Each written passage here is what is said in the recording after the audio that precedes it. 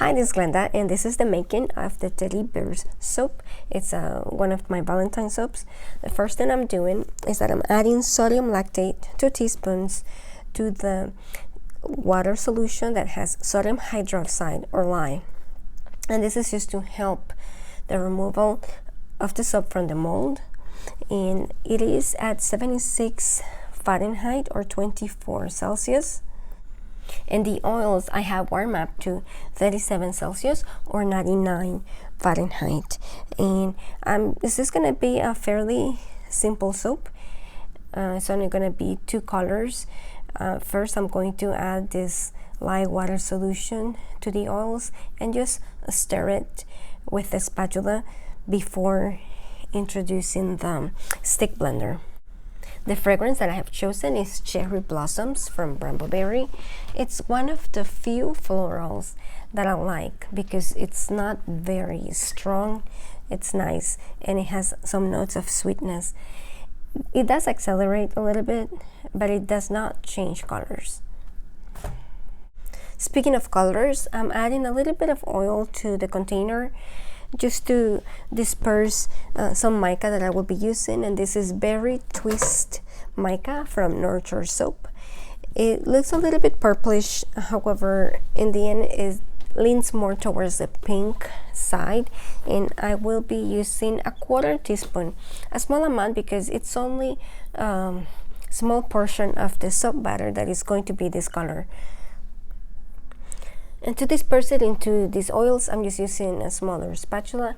Here I'm multitasking. I'm stirring the oils and stirring the mica into the other portions of oils.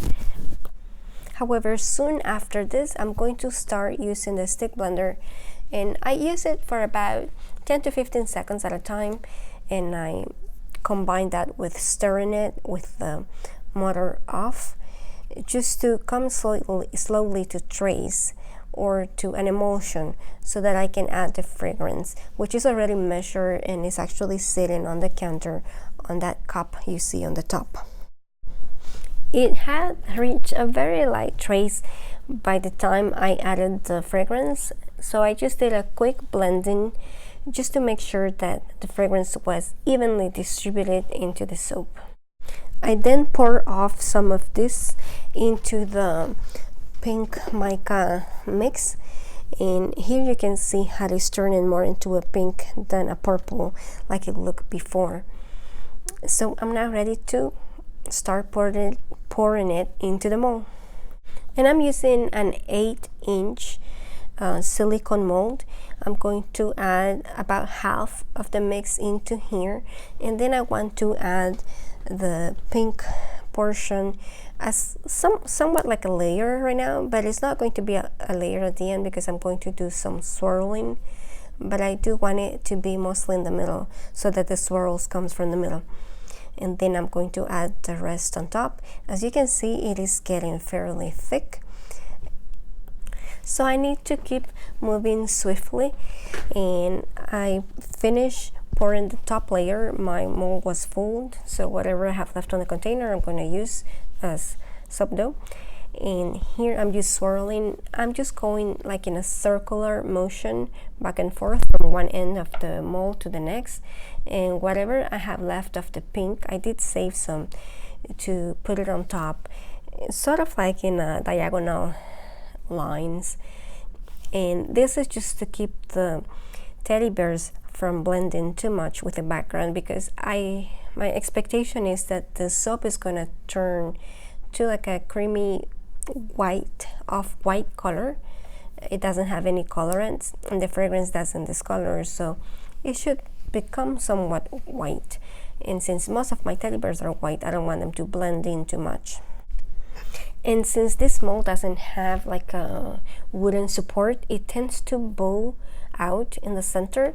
So I like putting something heavy just for the time in which it's going to set up. And I know this is going to set up fast because of the fragrance. And I didn't think my bottle there was doing a good job holding on to the mold, so I replaced it with a heavier one. This is actually an oil infusion with nettle leaf. And after this, it was ready. It was solid enough to support the embeds. So I started putting the teddy bears as close to each other as I could so that I could get about 7 bars out of this mold. And I was also trying to make them sink in as much as I could so that part of the joints where the arms are attached to the body will be inside the soap, and this to reduce the risk of them falling off. And this is how they look. I think they look pretty cute, if I do say so myself. 24 hours later, actually it was less than 24 hours, more like 20, they were ready to come out of the mold, or so I thought. So I started the process of removing them. It is kind of tricky because when you put the embeds on top that are made with soap too and they're delicate, you don't want to damage them. So I was just trying to push from the side, but it was still kind of soft.